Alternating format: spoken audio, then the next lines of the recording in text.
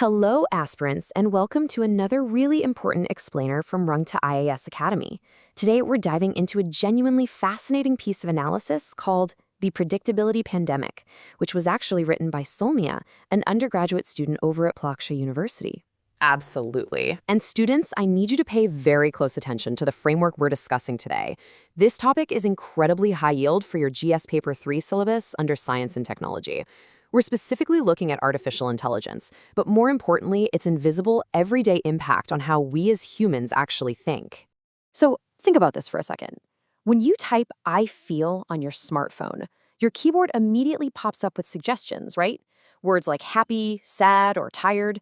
The big question for our analysis today is this: are these tools just completing our sentences, or are they literally finishing our thoughts? It's a great question, because what's happening is we're shifting the mental effort. We're moving away from actively creating our own language to just passively selecting it from a pre-decided menu that the AI gives us. Now, for those of you taking notes for your mains, here is your anchor keyword: cognitive offloading. Write that down. Psychologists use this exact term when we shift our mental effort over to external tools.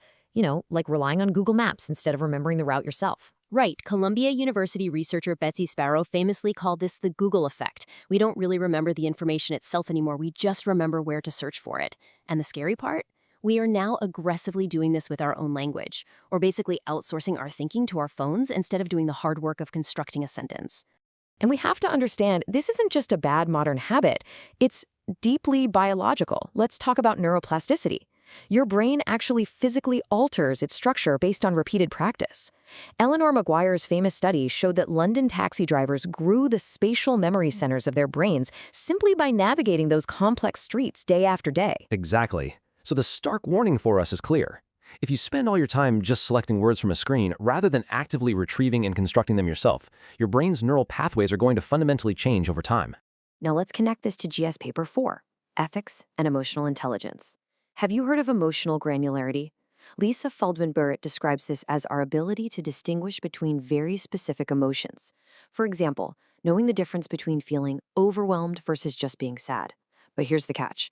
When predictive AI constantly feeds us these high-probability, average phrases, like just saying, "I am fine," we start clicking them purely out of convenience. And because of that, our emotional vocabulary actually shrinks.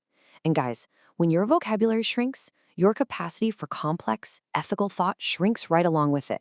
Which brings us to a really profound cultural impact, the flattening of human identity.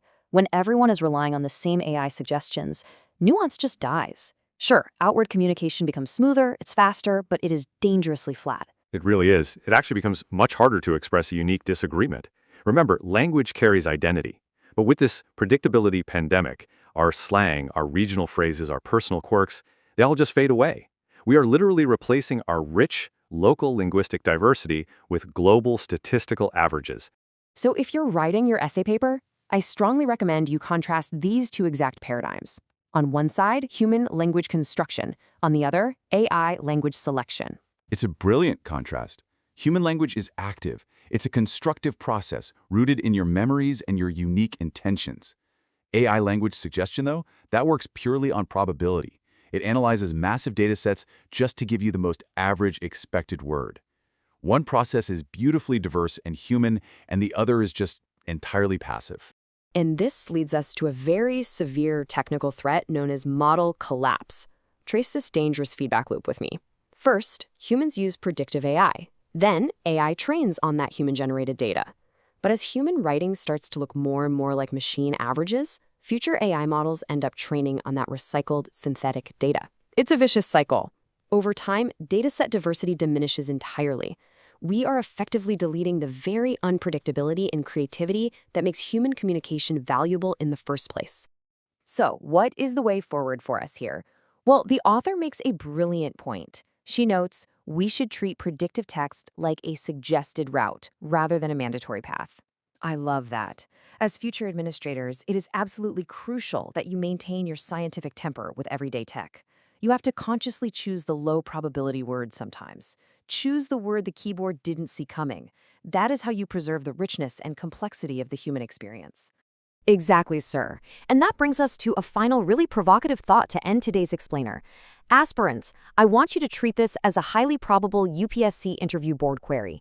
Imagine the board asking you, are we training the AI to be more human, or is the AI training us to be more like a model? It's a profound blur and something we all need to navigate very carefully. Well, that wraps it up for us today. Thank you so much for tuning into Rungta IAS Academy. Keep this framework handy in your notes, keep actively constructing your own sentences, and we wish you the absolute best in your preparation.